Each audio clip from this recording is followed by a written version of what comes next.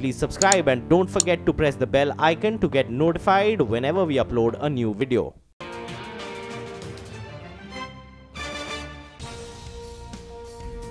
Most of the Asian markets are shut as we speak, but we are seeing some greens in the markets which are open, which is the Korean markets as well as the Straits, which is up about 0.3%. No bank has lost a single rupee with JSPL, and no bank will lose a single rupee with JSPL.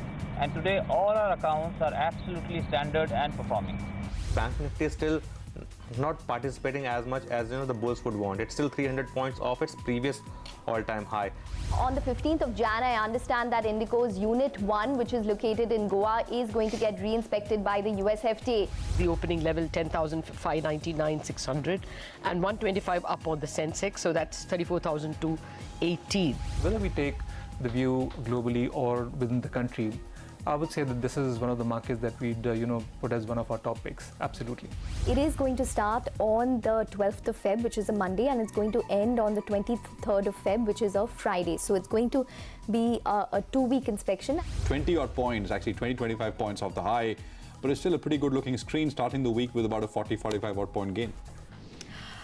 Welcome to Closing Bell, and that has been the picture of the day so far. So not too much loss, largely steady. In between, it looked like the market was dipping and coming off the highs, but it's sustained for what it's worth. I'm Surabhi Upadhyay, and once again, I have Sonia with me for the last 1 hour. So it's still bulls very much in control, Sonia. Very much in control. And you know what? There's no letting up of the rally. That's the interesting, maybe strange thing you'd want to call it. Because irrespective of huge gains that we've seen, there's no letting up. So as, the common term now that I learned just a few days back, melt up. Yeah, that seems to be the buzzword, right? Everyone's talking about the possibility of that in the US, and now it could be trickling to other global markets as well. Absolutely. Well, let's see what the last 1 hour has in store this Monday. How should you position yourself in the last hour of trade? Ashwini Gujral and Mitesh Thakkar join in now with some closing strategies. Gentlemen, afternoon. Ashwini, melt up seems to be the buzzword lately. You foresee that happening to our markets? Well, we are not melting up for sure. So, we haven't really done too much since morning.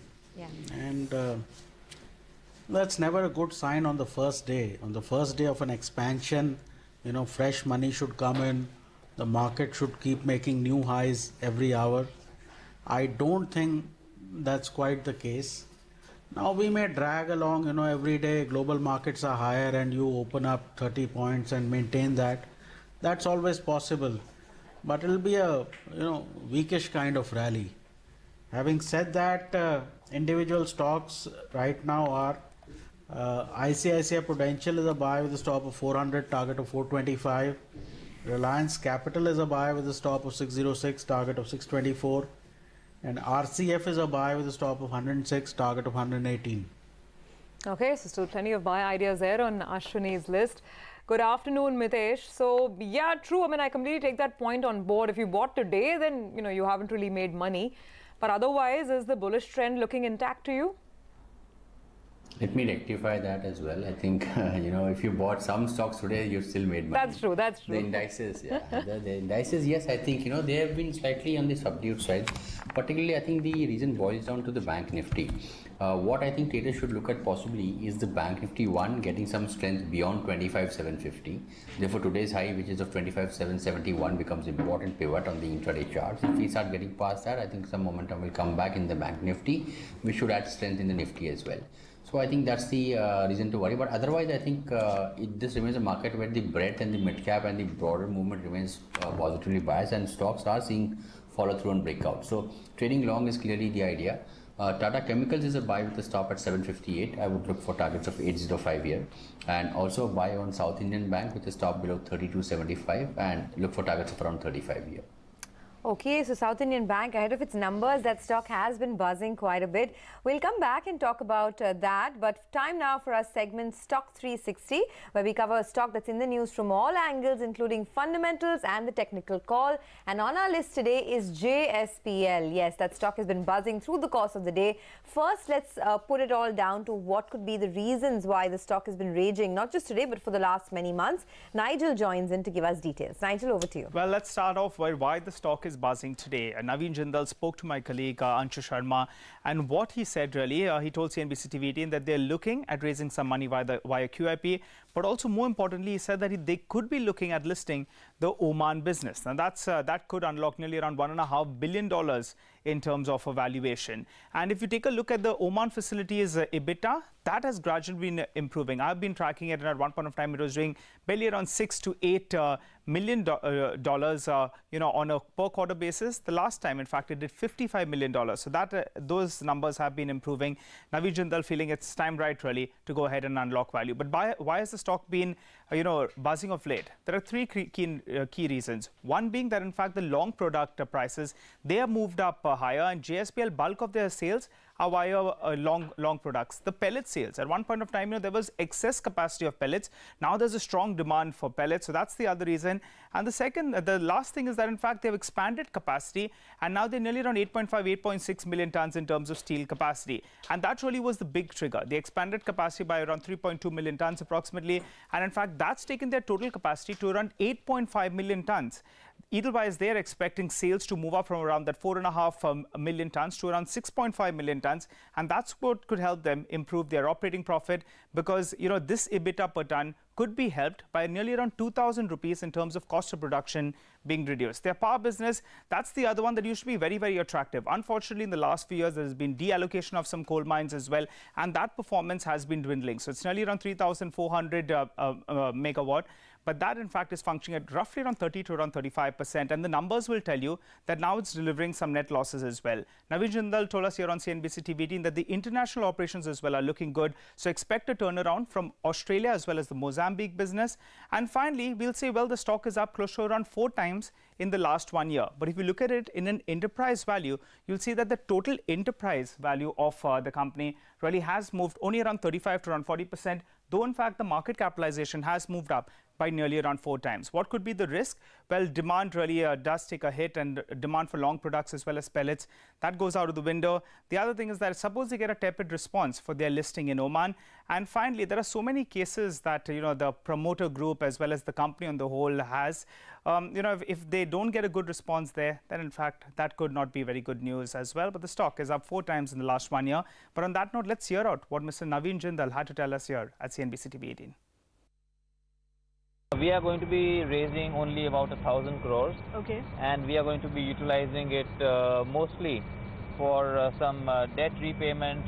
Okay. And just completion projects we have completed, but some we need to pay to our suppliers and stuff. Some a lot of creditors are there, so just to clear all those payments. A small portion, maybe around 1,000 to 1,500 crores of priority debt. Okay. Again, for long-term working capital requirements and for the capex that we have incurred. So for which we need some loans. Okay. So for that only. But with this also, our total debt is not going to increase. Okay. Because by the time we take this much loan, we would have also repaid about the same amount. So in fact, our loan is not going to go up. Okay, that's JSPL. By the way, the finality of the agreement coming through with GVK Power, it's something that was known in the market, but the fact that the company is finally signing that concessions agreement with CITCO for the Navi Mumbai airport, that's steering the stock. It's up a whole 5% right now, rising as we speak. Okay, on that note, let's welcome in our next guest on the show as well. We have Kunj Bansal of Centrum Wealth Management with us today. Kunj, first your thoughts on JSPL. I mean, despite all the concerns, debt, etc., the stock is at a tremendous run. We're talking about a 52-week high, fresh high today. What's your view on this one? Frankly, I don't have any specific view on JSPL. The only thing I can say here is that the steel industry in general has been doing well. Steel prices have gone up during the almost whole of last year and even year before that. At the same time, iron ore prices have been coming down. So that is helping steel industry. Specifically in India, we have seen some demand pickup as well. So in general, all steel stocks are doing well. As I said, I don't have a particular view on Jindal Steel and Power. Sure. You do have a couple of stocks that you would like to recommend on a fundamental basis. We'll come to those in a bit. But Mr. S.P. Tulsian also joins in. Mr. Tulsian, afternoon, you must have heard, Naveen Jindal's comments. What's your view now on how JSPL could progress from here? See, Sonia, we have been in fact extremely bullish on the steel sector maybe for the last 1 year, and we have given many of the buy call, about 6-7 stocks in that category.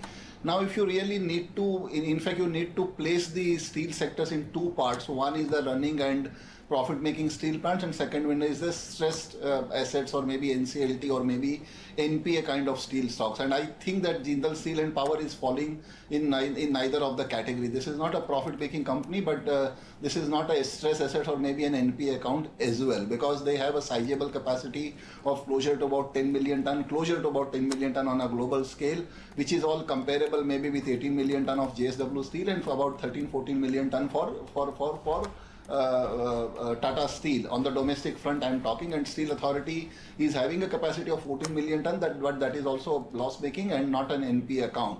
Now we have, in fact, if you see the kind of run up which we have seen with market cap of closer to about 25,000 crore and 45,000 crore being the debt in the books of the company, and if you take 70,000 crore as EV and incorporate their entire business, whether you include Oman, include the stake or the valuation of the Jindal Power, which is the subsidiary of the company, as well as their core steel business, I think the valuations are looking a bit stretched, because they have larger presence more into the long products than in the flat products.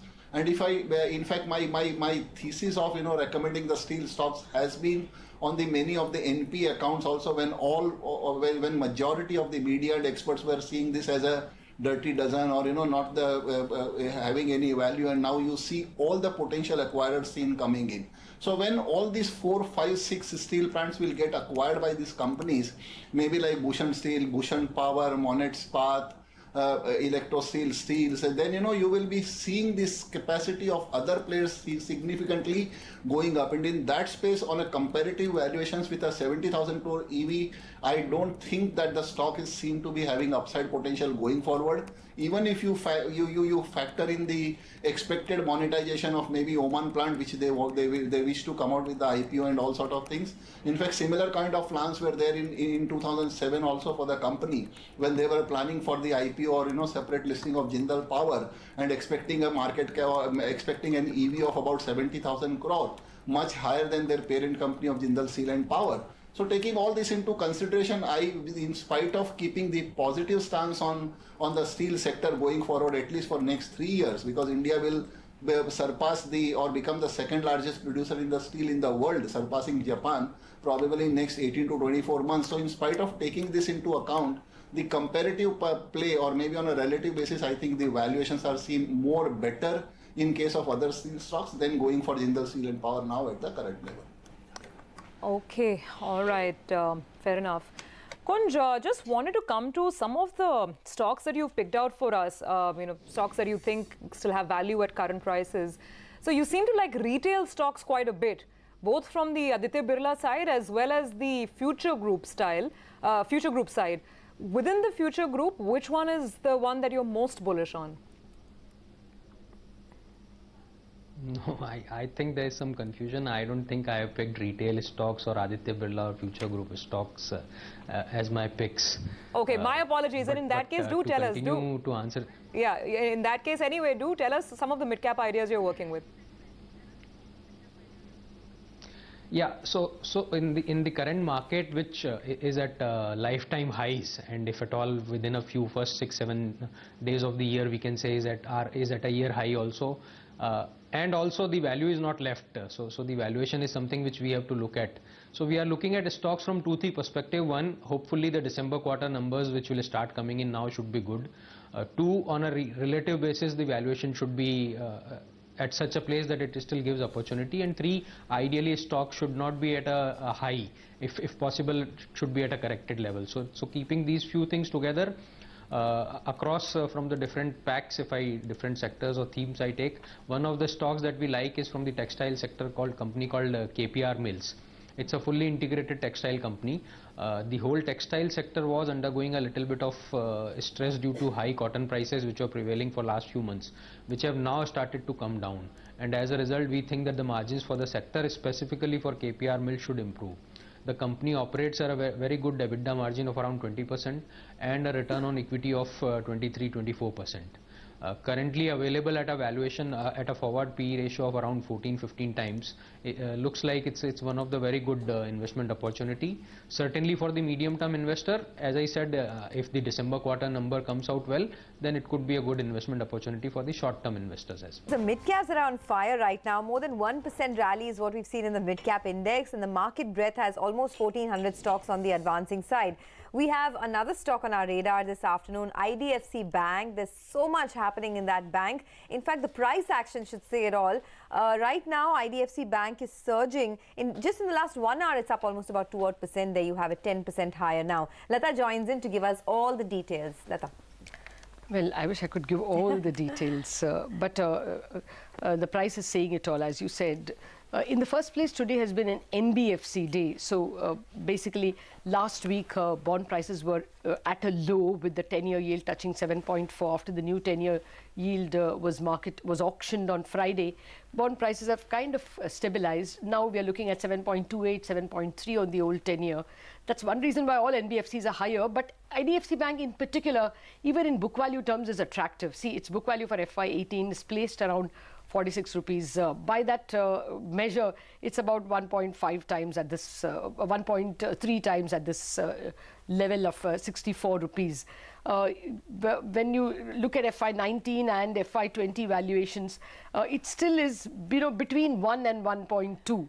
That makes it, better priced compared to almost all private sector banks, which are ranging between 2 and 5.5 times book, if you compare all the marquee names.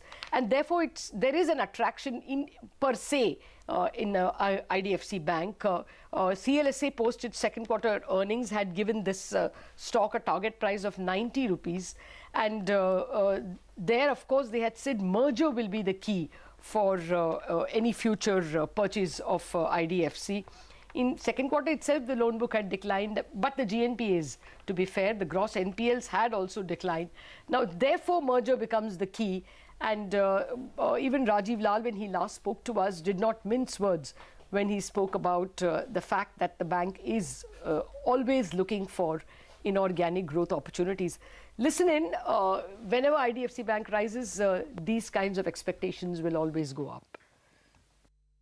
I'm not shutting out anything inorganic. So we are on record saying that we will continue to explore various alternatives for inorganic growth. Okay. And in that context, what's going to happen is going to happen. Okay. Now, are you therefore looking at any other opportunity, since you say that you are on record that you will look at inorganic opportunities? We routinely look at other things, and so we continue to do that. Well, we are told that you are speaking with Manappuram.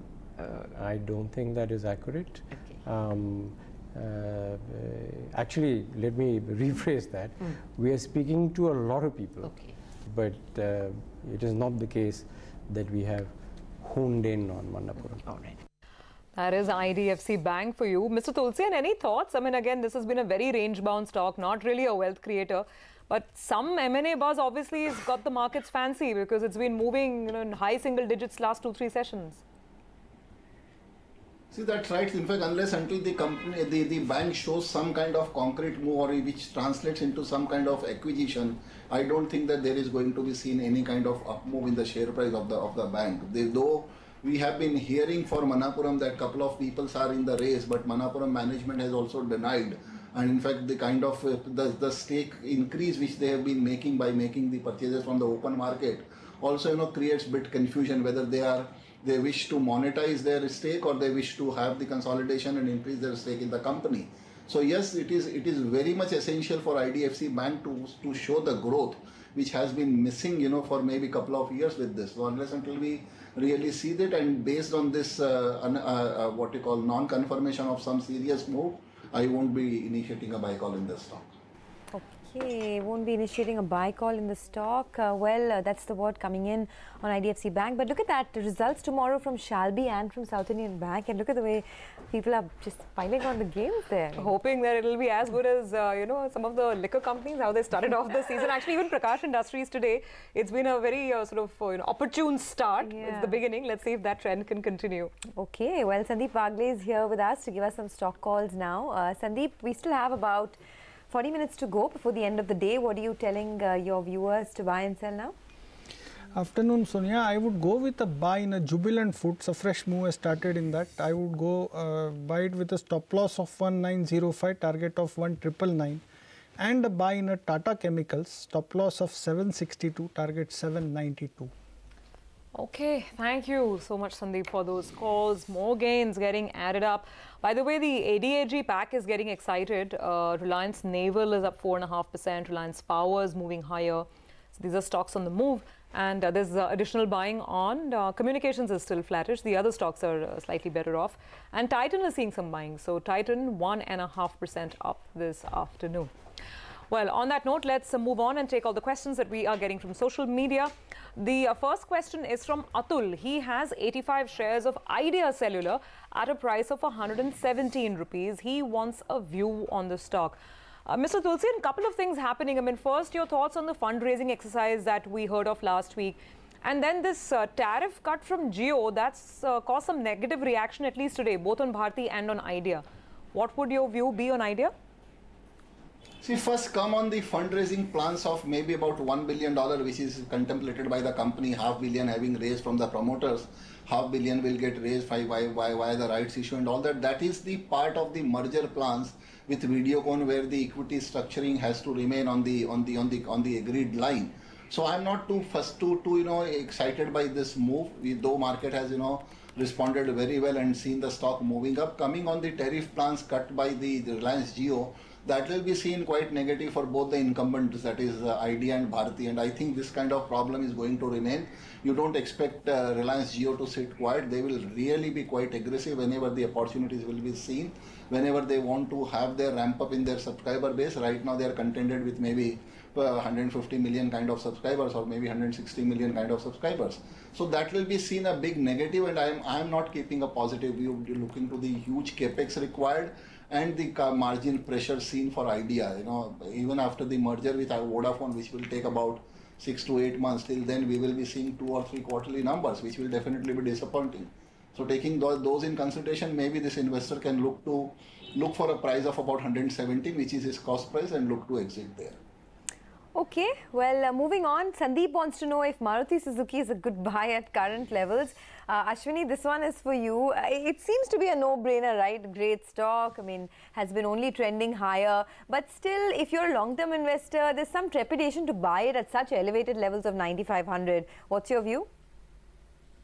But he didn't say he's a long-term investor. He didn't. We don't know. That is still open to speculation. So give us both sides, if you're a trader and if you're an investor. See, long-term investment has to be done where price downside is very low. Now its 200-day moving average is at 7,600. So, long-term investor, that is your price. If it goes for some reason to 7,600, 8,000, that's where you buy. But for a trader, I think it's hit its 20 DMA while the market was going up. It's been coming down. So this is a good time to buy it. I think if you keep a stop, say around 9,100, you should be able to get probably 10,500, 10,400 in the next rally. But it is not a long-term investment as of today. Okay, let's move to the next query. This is from Rajan, and he has 200 shares of Orient Green Power, not a stock that we discuss very frequently. He got in at 11 rupees, wants to know the way forward. Stock's already touching now 15. It's been quite a mover. It was in news last week because the company has divested some part of its biomass business, I believe, to promoter entities, and it's got some money in return for that. Mr. Tulsian, do you track this company? Yes, I do track this company. These all biomass projects are very smaller one, maybe from 0.5 megawatt to 1.5 megawatts and 2 megawatts. And, in the past, recently, they've monetized part of the assets. That is more to keep the functioning of the company running, because they have set up too many biomass projects in the southern India, and the equity base is quite high, 740 crore. And honestly, if you really see the situation, I don't think that any kind of respite will be seen.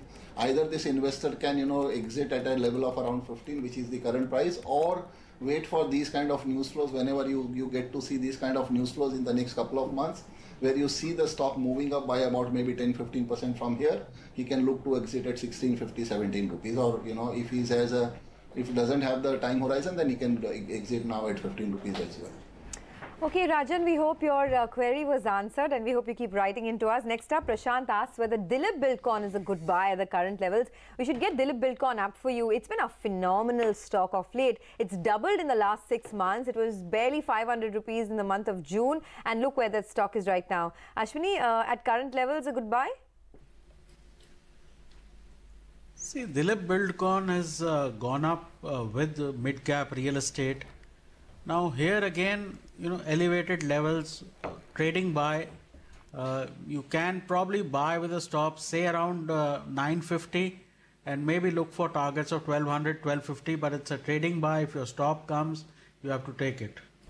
Okay, so keep those stops in place and trade carefully if you're getting in for the short term. Let's take in the next question. It's the last one for the day. Vinayak has 50 shares of Force Motors. Gotten at 39.50, so he's lost money over the course of the last couple of weeks and months. He's still willing to be patient, says he can hold for 6 months. Would that be advisable, Mr. Tulsian? See, actually, these sales numbers of Force Motors were not very encouraging. In fact, they've released those numbers day before. And maybe the stock can move in the range of maybe 3,200 to 4,000. I don't see really much upside, because if you really see the situation going forward for Q3 numbers, they are going to be dull because of the dull numbers having seen in the month of November and in the month of October also. So maybe if he has a near-term view, or if he wants to play on his holding, he can look to exit at the current levels and maybe again buy back at the lower levels by about maybe 300-400 rupees. Okay, well, that's the word coming in on Force Motors. Ms. Tulsian, before we let you go, we're getting an influx of Twitter queries. So I just want to take one which is specifically addressed to you.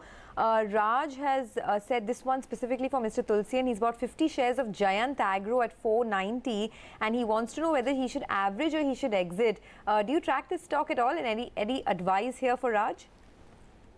See, Sonia, this stock was recommended by me. Mainly you are asking me whether I track the stock. In fact, this stock was recommended by me at 160, maybe about 15 months back. Thereafter, company gave 1-to-1 bonus. That means the price now it is ruling at around 800, 840. But what happens that some members or some investors, they get courage and confidence when stocks has already risen by 500-600%. But still, let me tell you that this is the largest castor seed maker in the country. 80% of the castor seed production in the world are controlled by India, and of that India, 80% is controlled by Gujarat. And these are the company is having 110 products in their this one. They have 2 JVs, one with Japanese company, one with French company. Excellent prospects, and they are very smart in inventory procurement and maybe the new products development. I am quite positive. In fact, keeping the growth prospects of maybe about 25 to 30%. In fact, they posted a growth of about 80% in FY17. I am expecting, because in spite of higher base of about 40%, an excellent stock to remain posted in the portfolio, provided we don't track it daily. And maybe the situation going forward in H2 is also going to be quite good.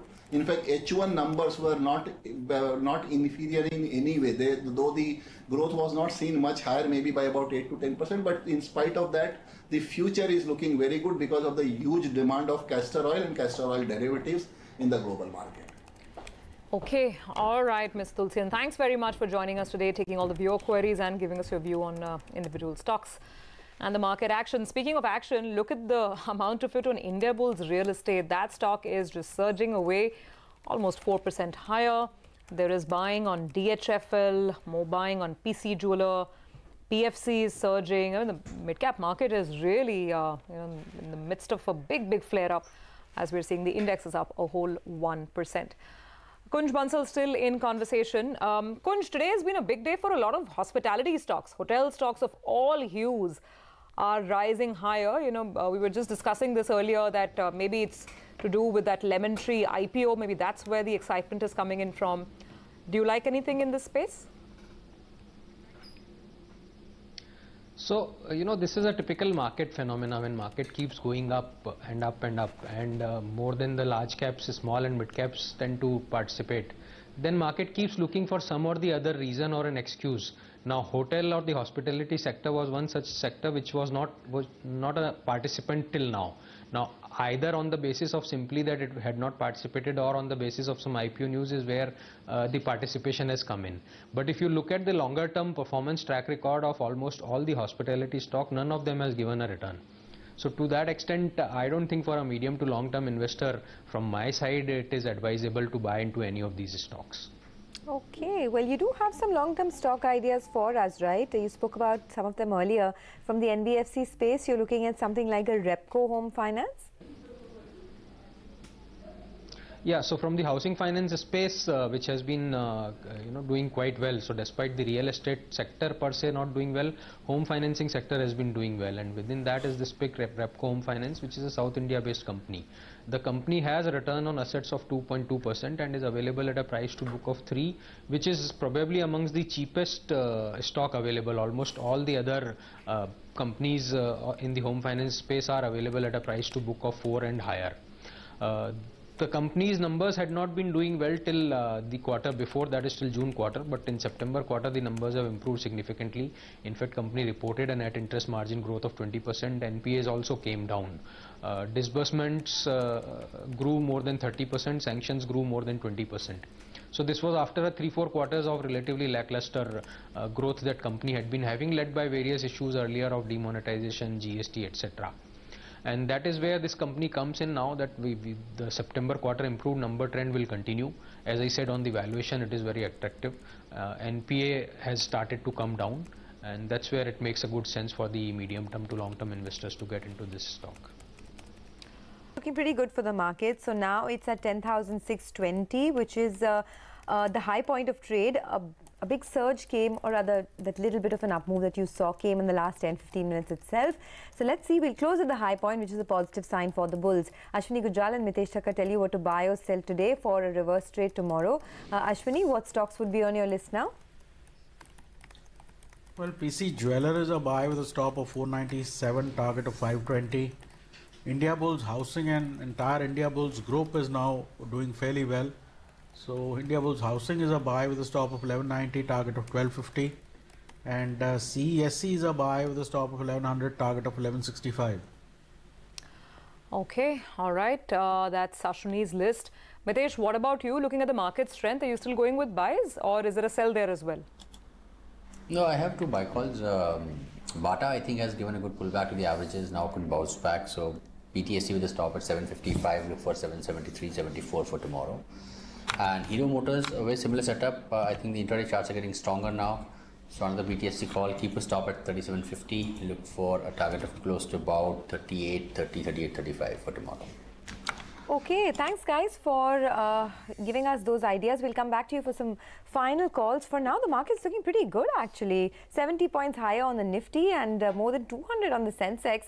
Surprise, surprise, from what was looking like a range-bound day, it's turned out to be quite a good day for the bulls. But we still have about 20 minutes to go.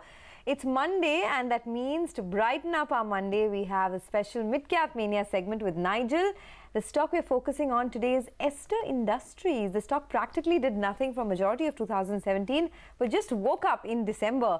Nigel, what's going on there? Well, that's exactly what's going on in terms of Ester Industries. 2017, it was stuck in that range from around 35 to 45 rupees. But just taking a look at the graph, it had a big surge from being around a 300 crore market capitalization company to around 450 crores approximately. Let's tell you what the company does first. It has 3 verticals. One vertical being their specialty polymers business, polyester films, as well as the engineering plastics business. What does that mean? Well, the specialty polymers business, that's more into, specialized rigid packaging. And we have a couple of those photographs as well accompanying it. What's the largest part of their business? No, it's polyester film. So they make chips and then they convert it into films. And that's more or less commoditized. So that's basically into specialty, that's into flexible packaging. And finally, we have an engineered plastics division that as well is more or less, commoditized business. So what is the story then going ahead? The management has been stating on their company websites as well as its presentations about the new Ester. What is that? That will be moving from a commoditized business more to a technology-based business. As this, shows you, it's showing you a candlelight moving towards, more modern LED bulb that we're looking at. They're also saying that they're going to be focusing on sustainable as well as profitable growth going ahead. And in the polyester business as well as the engineered plastics, they are one among many producers. So the big focus really is going to be on the smaller part of their business. That's the specialty polymers business. Currently, it is only around 7% of the total revenues. So the focus is really to grow that business going ahead. Well, how have the financials been in the last couple of years? Last year, in fact, it wasn't that good. At one point of time, I remember earlier in FY 2011 odd, they were doing even 80-90 crores in terms of profit. But that's slowly come down, and that's not been very, very good news. But why did the company come on my radar? Well, the first half of this year has at least been better than the first half of last year. Because, in terms of the top line, there has been a bit of a growth. The operating profit has improved, and the net loss as well has declined. So that's good news. The management commentary as well is quite encouraging.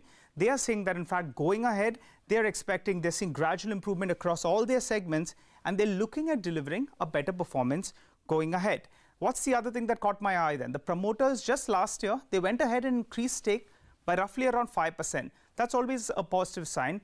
And if you take a look at the shareholding pattern, the promoter holds roughly around 59% stake. And you have, a well-known investor there, Ashish Kacholia, who has nearly around 1.5 to around 2% in the company. And Vital International, that's a South Asia player that has a rather large chunk of around 16%. What's the problem then? Close to around half of the operating profit in the first half of the year went towards interest costs, because the debt in the books is nearly around 300 crores. Can they reduce this debt going ahead? That's going to be the big question. They've laid out a vision 2022, and over there they're saying they're looking at achieving revenues of 1,700 to around 2,000 crores. Currently, they're doing 700 to 800 crores. So interesting to see how that comes about. They've also said that the specialty polymers business, that's where the focus is going to be. Currently, they do roughly around 45 to around 50 crores. They're saying that, in fact, they're looking at increasing that by nearly around 5 times. And the margins over there are much better than the other two commoditized businesses. And in terms of the polyester films, there it's a commoditized business, but their value-added products contributed nearly around 10 to around 15%. Slowly, that's been increasing, and they're saying going ahead, the value-added business will be nearly around 30 to 35% of that segment, and they're going to be increasing their focus on reducing their costs as well going ahead. And finally, in terms of their other part of the business, that's the engineered plastics division. Over there, they're saying that they're going to be focusing on higher margins. So, interesting company, did more or less nothing in the last year, but it came on my radar because of all those factors that I stated out. As always, not a recommendation, just an interesting analysis of this particular company. Back to you. Okay, all right, Nigel, thank you very much for that. Those are Unichem Lab numbers. Now, obviously, there's a big extraordinary item there on the bottom line, because of which you've got a profit figure of about 2,500 odd crores. Top line hasn't done too much. Year on year, top line seems to be fairly flattish. But the other reason why the stock would get very excited is because of the big buyback announcement that's come through. In fact, if I saw the flash correctly, we should just try and pull up the buyback price. Again, it was a very handsome premium to the current market price. I think 430 is what they're offering it at, but we'll just confirm that once again. 430 is the buyback, and that's a significant premium. So clearly it seems the market is getting quite excited with that for now. Buyback, the word buyback and the stock surge, right? Yeah. I mean, no reason for that. But of course, the buyback does mean positive for shareholders. So up almost about 7% on Unichem Labs. Mayuresh Joshi of Angel Broking joins in for the last 15 minutes of our show. Mayuresh, hi, thanks for joining in. The space that's been buzzing the most today is, in terms of news and price action somewhat, is the pharmaceutical space. So lots of big stocks moving around here. Wanted your thoughts on whether stocks like Sun Pharma deserve a buy-in, because we have seen significant amount of positive price action there lately. Afternoon, Sonia. Again, I think it's been a classical story of the stocks underperforming majorly for the remainder part of last year. But largely going ahead, I think the worst in terms of news and pricing, probably in the price. You've seen a slew of downgrades happening for the sector as a whole, because both pricing pressures probably ate into their margins, as well as lesser approvals because of a lot of plants not being FDA compliant, and those remediation costs probably eating into the balance sheets as well. To a large element, I think if you look at the forward story for all these stocks, you're probably going to see a healthy pipeline come through, and the kind of R&D investments that a lot of these top tier companies have probably done. Yes, I think if good blockbuster drugs are on the way, I think you've got margin accretion coming through. To a certain bit as well, I think in terms of downgrades and the expectations of the earnings upgrades coming through, I think it's still a while away, at least 2-3 quarters in my opinion. But from a long-term contrarian point of view, I think I'll be very, very selective here. So yes, Lupin probably remains one of my top picks within the tier 1 names. Sun also closely follows, but I'll be looking at declines on Sun. So again, Lupin probably remains our top pick in terms of the top tier pharma names. By the way, just going back to Unichem, operationally, it's a real poor performance. The top line is absolutely flattish. If you're looking at it year on year, it's marginally lower if you start looking at the previous quarter. And it's an EBITDA loss. And it's an EBITDA loss, yeah. So that's what I was looking at, because the expenses have shot up. Cost of materials is higher, and the expenses have shot up as well. There's actually a note 5. Let's see what the rationale could be. It says that there's an impairment that the company has taken. The other expenses include provisions for an impairment of long-term investments in Unichem Pharmaceutica do Brazil, that's their Brazilian subsidiary, of about 3 crores for the quarter. That's an impairment charge that they have had to take, and then it's even higher if you're looking at the last 9 months. So 21 crores for the 9 months. Basically, there are certain impairments they've taken on their Brazilian units, and that's why the other expenses are also higher. So the EBITDA performance not good, but right now the market's happy. So the market's had another good day as we're starting the second week of the year, 64 points higher. Let's take a look at what dealing rooms have been saying about this kind of a move. Nimesh is joining in as always. Nimesh, what's the word out there? Hi, Surbhi. So a strong day for the markets, and the good part about this rally since the beginning of the year is it's backed by FI buying, and that seems to be the day today as well. So clearly there is this big risk on which is helping Indian markets as well. Within the large caps, essentially the buying is into the defensive sectors. So IT names, pharma names, coal India for that matter is buzzing in trade. So from a large cap point of view, the money is flowing into the defensive names. But look at the mid cap index, that's up another 1%. Huge interest in that, at the retail and HNI category in that particular stage. Now investors are looking for newer sectors and stock ideas on a daily basis. Today, chemical stocks are buzzing, sugar is buzzing. So every day there are new sectors which are hitting new highs. So that seems to be just a fancy which is playing out in the mid cap and small cap. Even from a technical point of view, the feedback is now that we've taken out 10,500 on the Nifty very, very swiftly, maybe another 200 points, 300 points on the Nifty is quite possible. Before the big earnings season is kicking. So clearly, it's a risk on which is playing out in the large caps, but in the mid cap, it's a huge fancy from the retail and HNI category, which is very much been the norm of the day for the last many days, and no different today as well. So watch out, 10,500 on the Nifty, but looks like the momentum is so strong that maybe another 200, 300 points is pretty much possible. Okay, thanks for that. You could hear the optimism in Nimesh's voice when speaking to the dealers. But things have never looked better from an Indian macro perspective. That's not me. That's the word coming in from the top team at Deutsche Bank India. They add that the headroom for growth is unparalleled in India. So let's listen into a slice of that exclusive chat we had with them earlier in the day.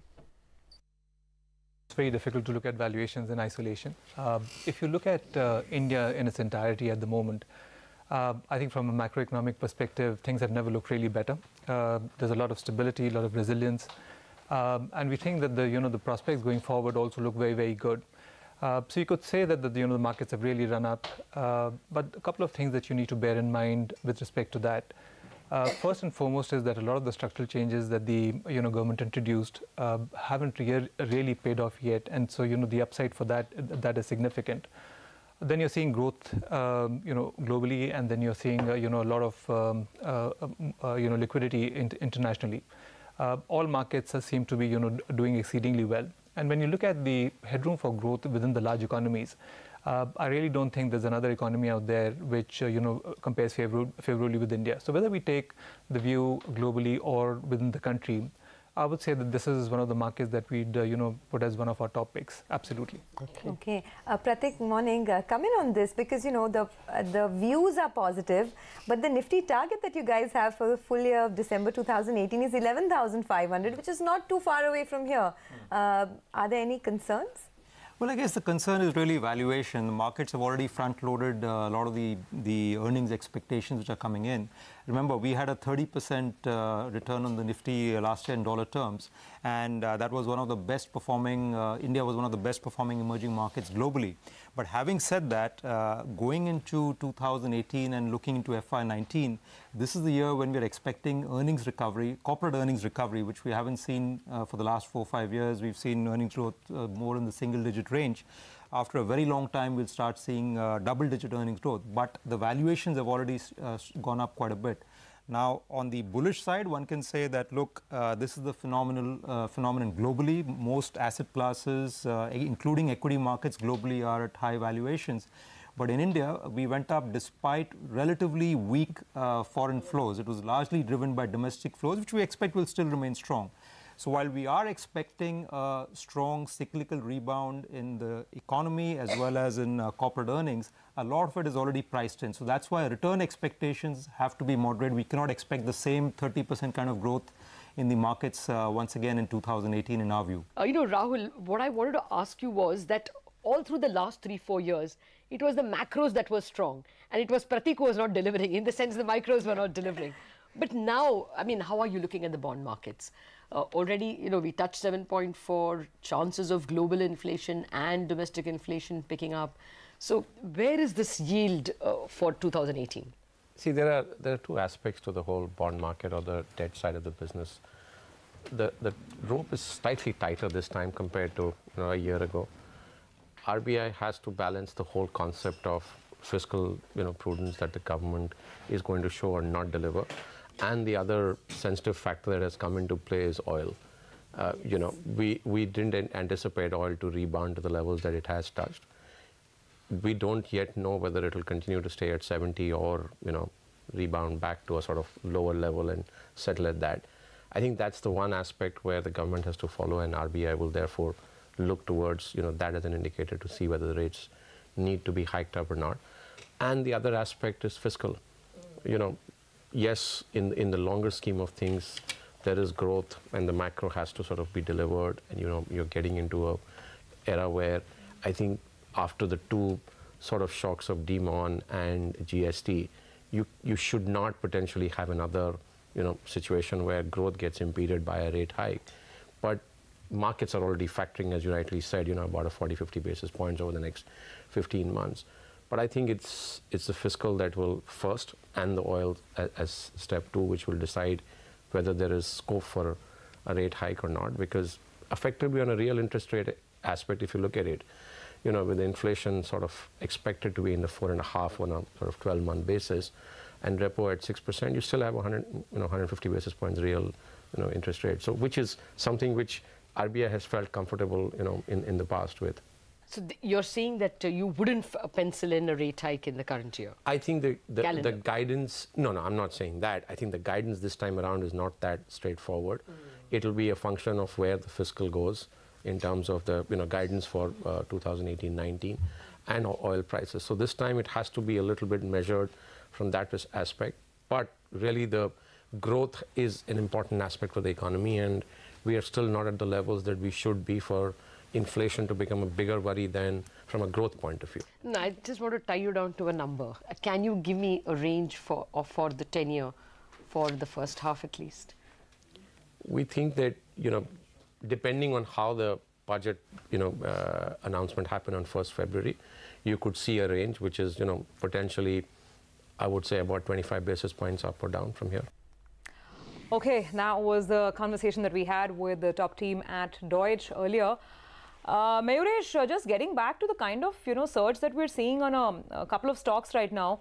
Coal India has been surging higher. What is the view on this particular stock? Would you advise buying it at all?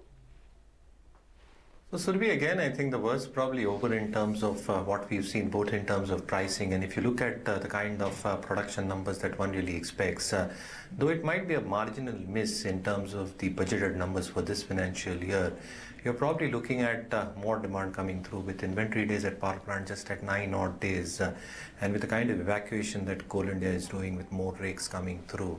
And again, the hiking charges that they've done, the siding charges have been hiked. You've probably seen steam coal charges seeing some amount of an uptick, and there is an added element of evacuation charges also getting implemented in terms of the evacuated coal. So a large element is how the production numbers pan out. Our own sense is that there will be a decent amount of growth. You're probably looking at decent numbers growing for the next financial year. And as realizations, specifically on the e-auction part, remain extremely stable, our own sense is that the earnings probably should stick, with dividend yield staying in excess of 5–5.5%. Again, that becomes a very compelling kind of a play. So I think the word's probably over in terms of. So it's a clear hold from our side. I think though the upside might not be too large from this levels, I think this stock can be played out with marginal appreciation along with the dividend yield component that it gives out. Okay, well, gentlemen, just hang in there because we have about 2 more minutes left for the day to come to an end. Ashwini, what are your thoughts on closing? I take your point entirely. You know, although it was a stable day, we didn't really build on to any of our gains through the course of the day. Would that be a disappointment? And what would the order of the day be tomorrow for you?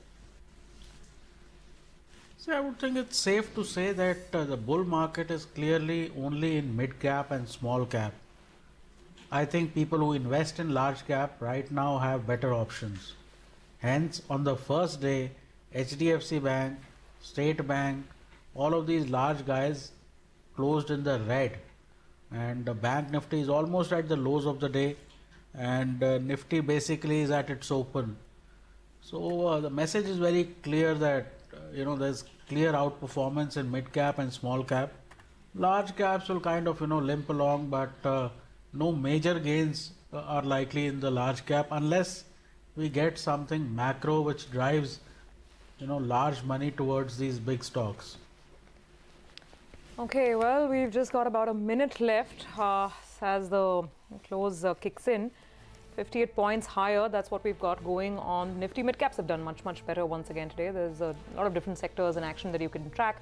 But if you're talking about the large cap space, then the mover of the last 15-20 minutes really was Coal India, the stock that we were just discussing. It's going home with gains of about 3%. Decent day for pharma with hopes of the Halol re-inspection afloat for Sun Pharma. So about 2–2.5% up on that stock. Lupin up 2–2.5% as well. Some buying continuing to come through. Indiabulls Housing Finance had a good day. Actually, it was a decent day for a lot of NBFCs. So Indiabulls Housing Finance was one of them. And some of its smaller peers like DHFL, etc. in the mid-cap market, they did well too. The oil refiners towards the end of the day were looking good. So BPCL is going home with gains of about 2%, HPCL 2%. Again, beyond the index, even MRPL has had a decent run for itself. IOC 1–1.5% up. Some interesting buying on Bosch today, 1.5% up on that stock. ITC managed to take home about 1% as well. And then we had participation from the FMCG twins. So both Lever and ITC actually have together done well today and helped the cause of the index as well. Select buying in IT as the earnings season kicks off. So Tech Mahindra, of course, was a strong name. Wipro added on to its momentum as well. These were some of the good parts of the market. On the losing side, perhaps the one stock that can really be singled out is Bharti Airtel with a cut of 4–4.5%. This tariff hike by Jio, that's definitely not gone down well with listed entities like Bharti Airtel as well as Idea, which was the other big loser of the day. But overall, the Nifty holding on to gains of about 60 points. The Nifty Bank, of course, was a bit of a sore spot. That stock, that index ending down with the heavies like SBI and some of the other names not quite contributing today. So that's as far as the large caps are concerned. But I guess, Sonia, it was really all about the mid caps. That's where there's simply no stopping the run. Oh, no stopping the run. Sometimes that scares you, right? But not today. No one is scared of the rally in the mid caps today. In fact, making a lot of money in individual pockets. JSPL was definitely your star of the day. So up almost about 10% on JSPL. Huge volumes getting traded there. I mean, of course, you can't call it so much like a mid cap. It's of course a large cap, 24,000 crore market cap. But nevertheless, JSPL moved with quite a bit of strength. South Indian Bank, ahead of its numbers tomorrow, was up about 3% odd. It had Manappuram Finance for Company, 3% rally there as well. IDFC Bank was the other big gainer. A lot of merger talks doing the rounds there. So IDFC Bank up 10%. JP Infra talks of the Yamuna Expressway project being on sale. JP Infra up about 7% odd. You had EIH, Saturn Credit Care were a couple of other stocks that did pretty well in trade. SAIL itself was also up in the green, up about 2%. On the downside, you spoke about Bharti. Idea was also under pressure. Of course, Relgio's latest packages are only going to put more pressure and more competition for these players. So Idea Cellular lost almost 6% in trade and huge volumes over there. But all in all, you'd have to say, once again, record closing highs for the Sensex, the Nifty and the mid-cap index. Pretty good going. It was a stable day. Yes, we did not put on more gains after the initial up move, but what we did do is hold on to our gains from the last many days, and the bulls will take that with both hands. Let's get some closing calls in then. Mitesh, what would be your trading strategy for tomorrow? So I think, we would continue maintaining a long bias. Very clearly, the market is still showing strength, and what people can do is to possibly trail your stop loss to the gap up opening today, 10,560, so just 10 points below that, and look at Nifty heading towards 10,740, 750 in the next few days. Also, buying on dips is advisable, but I think clearly the advantage is if you are trading on the stock specific side, that's where we are seeing any fresh breakouts. We have had Equitas, ICICI Pru, which were not participating, I think, underperforming stocks, also joining the rally slowly. So I think the breadth is where traders should focus upon. Okay, all right, gentlemen. Thank you so much for being with us and taking us through market close. Another good day, one that belongs to the bulls. Well, on that note, let's bring you up to speed with our closing bell money control question of the day, which was Deutsche Bank's top team says things have never looked better from an Indian macro perspective. Do you agree? Interesting. Well, we have a mixed bag of responses. 69% say yes, they do agree with Deutsche Bank's view, whereas the remainder, that's 31%, feel otherwise. Well, some comments are coming in. One of the boarders says that yes, he agrees. Even then, the market is at the higher end of that, ensured by fundamentals. Investors must use caution and restrict their greed. The other response also says that yes, I agree 100% with the Deutsche Bank assessment. Godrej Group Chairman Adi Godrej is batting for a pro-growth budget and hopes that the government brings down corporate tax rates to 25%. Speaking exclusively to our colleague Priya Sheth, he also speaks about incentives expected for the agri sector. It should be a pro-growth budget. Now, what it will be, I have difficulty predicting. But growth is very important. Unfortunately, in the first quarter of this year, growth had come down. Second quarter picked up a bit. And now we should make sure that the growth is very good in the next financial year. So I think the budget is very important. So to my mind, we need to be competitive. We need to reduce our corporate tax rates. The government has been promising a reduction in corporate tax rate, but they brought it down only for smaller companies. Larger companies, the tax rates are still high. So that should be brought down to about 25% maximum, to my mind.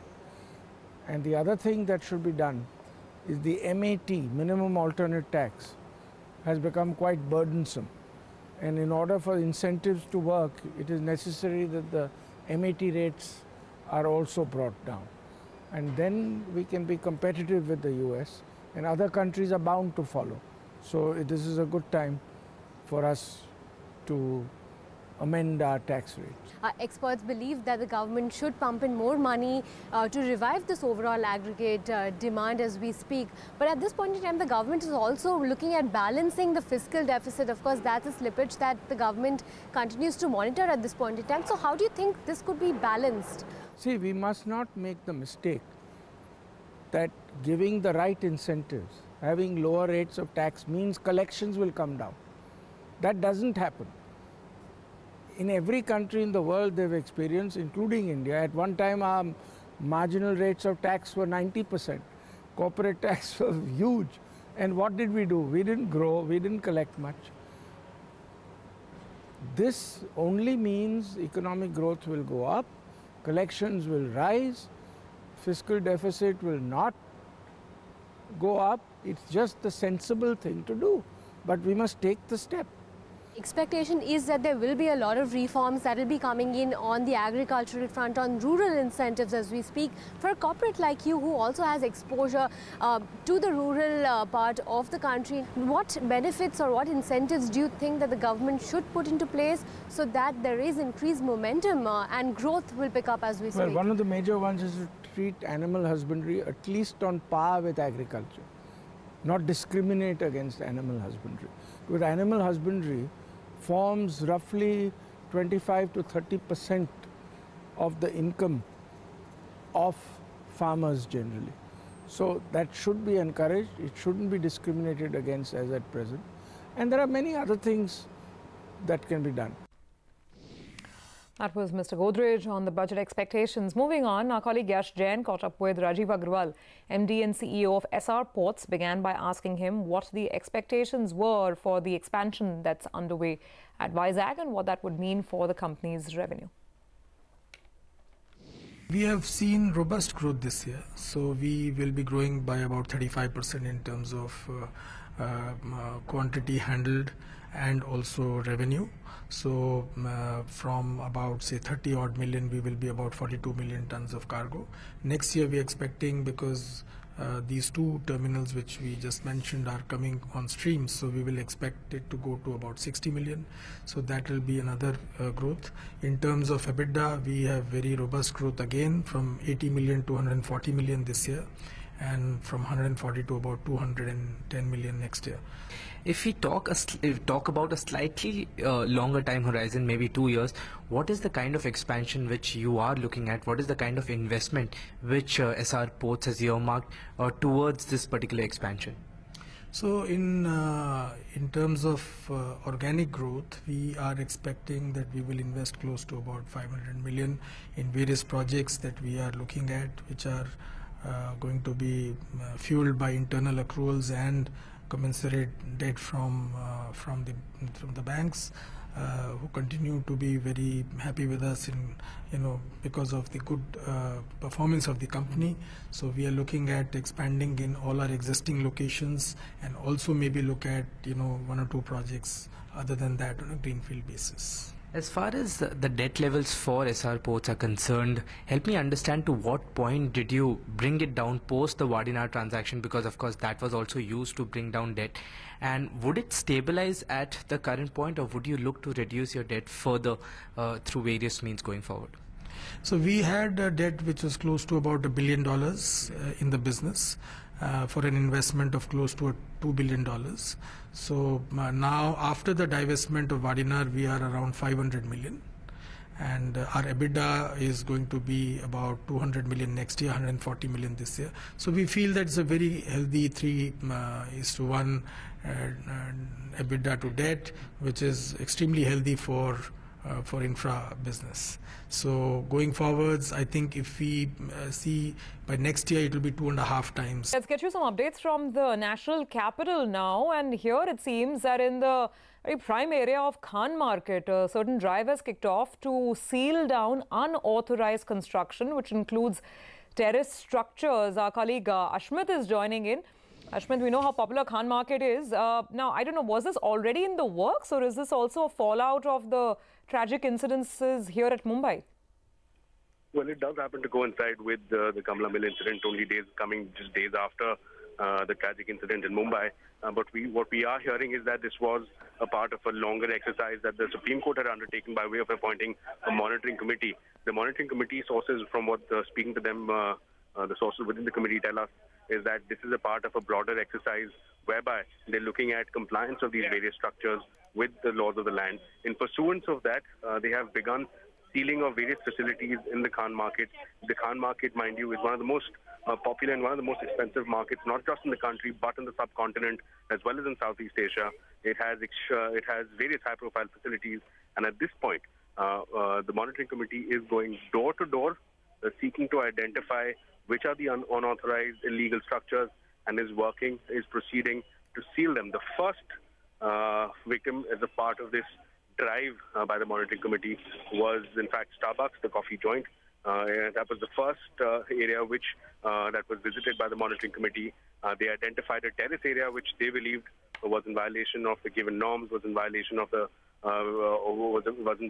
compliance burden that is put on these facilities, and as a result, they have proceeded to seal this facility. What's also important is that not the whole of Starbucks, but only the unauthorized structure has been sealed as of now. What's also key here is that the monitoring committee making it clear that under the authority granted to them by the Supreme Court, they are not required to furnish a notice to these facilities. So clearly, the drive is expected to continue for the rest of the evening. Back to you. Okay, Ashwin, thanks very much for getting us that update. Of course, very, very important. We don't want any more tragedies like the one that hit Kamla Mills in Mumbai, but at the same time, one hopes that the authorities will strike a fine balance and wouldn't resort to sort of unnecessary crackdowns. Well, with that, let's shift focus to commodities. We have Manisha Gupta joining in with all the latest. Manisha. Thank you so much for that, Surbhi. Well, on that note, we'll have to take a look at the gold prices first of all, because that is one area that continues to buzz. We have seen prices hold around those $13, $20 per ounce marks.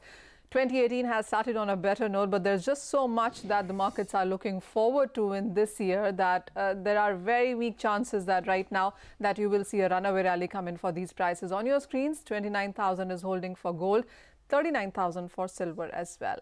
But let's get in a sense on what the Indian markets really are doing in sense of buying onto those gold prices. Vijay Jain, CEO and founder director, Aura, joins us on the phone line to talk about that.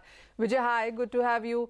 At these prices, while of course we've seen some support come in, and the bulls must be really glad because it's a third straight week where we have seen the net long positions in the international exchanges go on.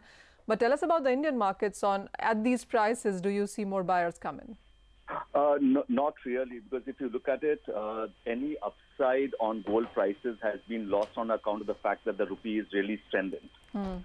And the other is that for the last couple of years, gold has been fairly stable at these prices, barely covering inflation. So we haven't really seen a very large, robust demand for gold at the consumer level, really. What is your sense? I mean, how have been the last quarter of 2017 been? Because that is where you have all the festivities, wedding seasons, etc. on. Did we see a jump up there? And how are you looking at this quarter? Because there is a spillover on wedding season when it comes to this. Absolutely. So if you see, I think one of the biggest negatives for gold has really been is the investment demand. So if you look at Diwali, just the gold coins, gold bar business is down almost by 50% at a retail level. The other thing which we've seen is that because of GST and PMLA, the unorganized sector has been far greater hit than the organized sector. And therefore, we are seeing some amount of business shifting from the unorganized to the organized sector. And third, I think, is also the fact that the government has now also put a regulation from April saying that anything above 2 lakhs is no longer acceptable, even if you have a PAN card. So in I cash. think, yes, in cash, yes. So you have to pay it in mode other than cash. So I think for the unorganized sector, some of these have been definitely a challenge. And therefore, the demand has been lower for industry as an overall. However, I do believe that the organized sector demand will be decent in the coming quarter. Vijay, also come in on the hallmarking part of it, because that was supposed to be mandatory starting Jan 2018 is what we last heard the minister saying. Any regulations, anything that has come in to you guys from the ministry? Nothing as yet, but I think it's a great step forward. I think it just helps build confidence right across. At Aura, we've been doing it for the last 10 years.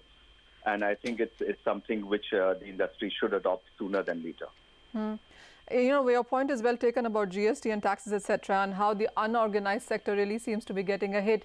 But by when do you see the jewelry and the investment demand really come into India, especially when the reforms actually start settling down? Would you give it a couple of more quarters before that happens? Oh, absolutely. I think the investment demand will take some time to come. I think, typically what happens is when the prices are going up, I think a large number of people also prepone their purchases, even if it's for a wedding, to say that, it'll be more expensive to buy later. So both from an investment point of view and from a consumer point of view, you're not seeing that demand coming in. And the other thing is global equity markets, so the financial markets have been doing so well that even I think gold as a safe haven, even internationally, seems to have lost its edge. What is your sense on the jewelry buying? Otherwise, I mean, of course, gold, of course, has a bit of a concern. But what's your sense on silver, gemstones, diamonds, etc.? Do you see that doing well, or are the Indian investors or buyers not spending money on that too?